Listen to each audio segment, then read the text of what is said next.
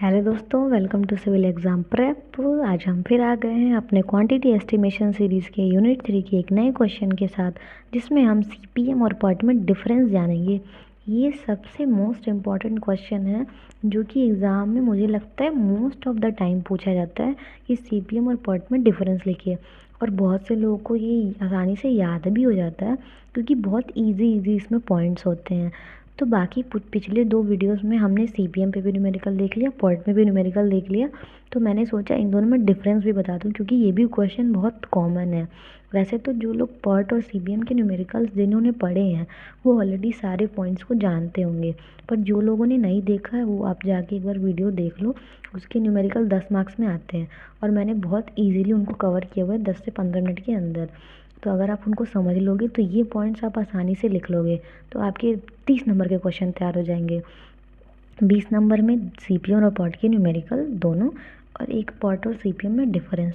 तो चलिए देखते हैं कि पॉट और सीपीएम में डिफरेंस क्या है। ठीक, तो सबसे पहला पॉइंट देखते हैं।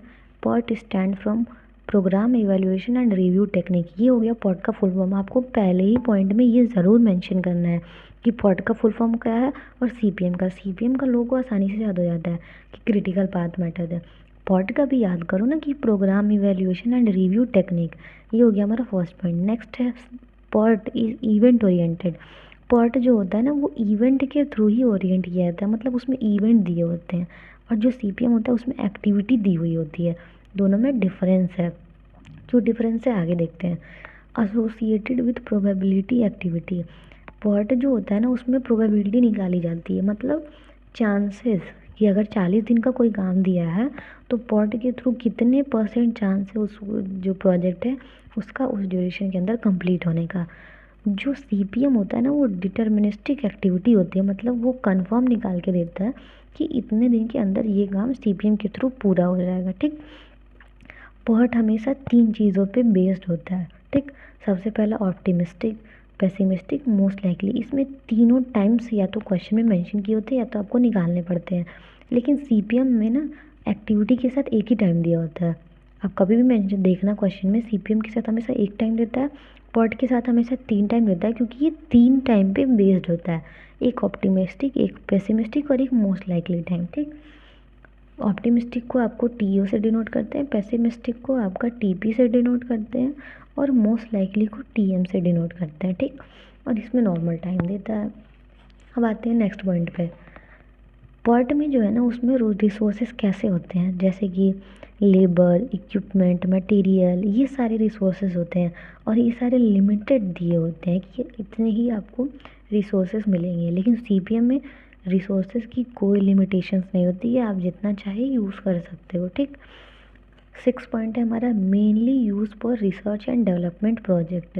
पॉट जो होता है ना वो रिसर्च और डेवलपमेंट प्रोजेक्ट के लिए इस्तेमाल किया जाता है, और जो हमारा सीपीएम वो कंस्ट्रक्शन प्रोजेक्ट के लिए इस्तेमाल किया जाता है। क्योंकि रिसर्च और डेवलपमेंट में हमेशा प्रोबेबिलिटी देखी जाती है कि चांसेस क्या हैं उस प्रोजेक्ट के कंप्लीट होने के। लेकिन कंस्ट्रक्शन में सारी चीज़ें कॉस्टिंग के हिसाब से लगती हैं, तो उसमें टाइम और डेट और डेज निकालना आसान होता है। ठीक, नेक्स्ट पॉइंट है हमारा pot technique is suited for high precision time estimate. High precision का मतलब क्या होता है? एक्यूरेसी। कितना ज़्यादा आप एक्यूरेट टाइम निकाल सकते हो, एस्टिमेट कर सकते हो किसी भी प्रोजेक्ट का थ्रू पॉट टेक्निक। सीपीएम में क्या होता है ना, appropriate for a reasonable time estimate. CPM के थ्रू ना आप रीजनेबल टाइम के लिए ही एस्टिमेट कर सकते हो कि कितने टाइम के अंदर या कितने रीजनेबल टाइम के अंदर वो जो प्रोजेक्ट है वो कंप्लीट होगा। 8 पॉइंट है हमारा PERT is used where the nature of the job is non repetitive.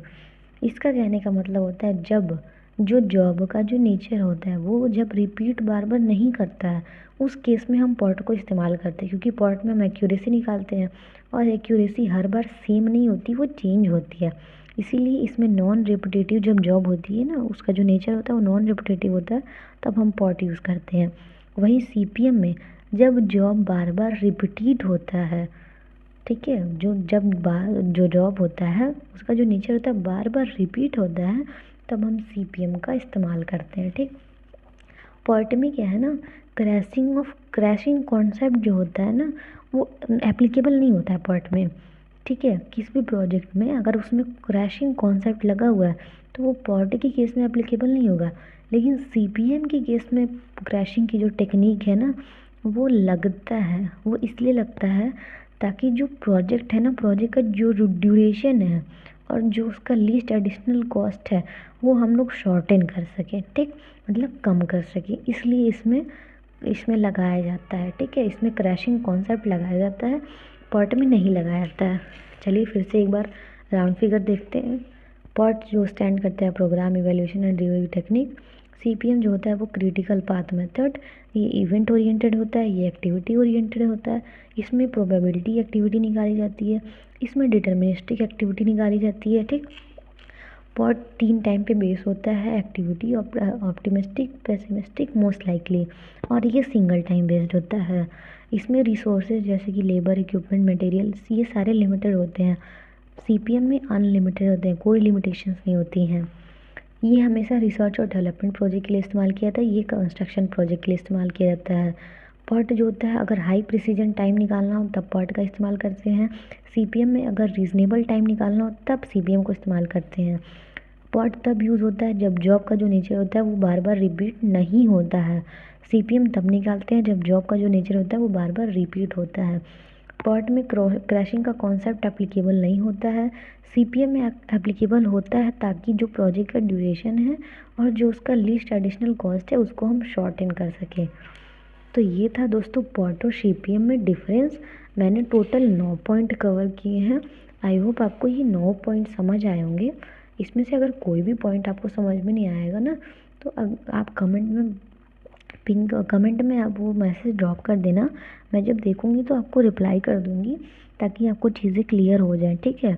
बाकी इससे पहले मैंने आपको बताया कि वीडियो अपलोड करी है न्यूमेरिकल्स की, आप जाके देख लेना। और ये पॉट और सीपीएम में डिफरेंस जो है ना वो 10 मार्क्स में आता है। कभी कभी 2 मार्क्स में आता है तो 2 मार्क्स में आप 2 पॉइंट्स लिखोगे, ठीक है। 10 मार्क्स में आएगा तो आप ट्राई करना ये 9 पॉइंट आप कवर कर पाओ। तो मिलते हैं दोस्तों नेक्स्ट वीडियो में किसी एक और नए क्वेश्चन के साथ। तब तक बने रहिए हमारे साथ, और अगर आपको ये वीडियो अच्छी लगी होगी तो लाइक कर दीजिएगा, अपने दोस्तों को शेयर करके हमारे चैनल को सब्सक्राइब कर दीजिएगा। तो मिलते हैं नेक्स्ट वीडियो में, तब तक के लिए बाय बाय।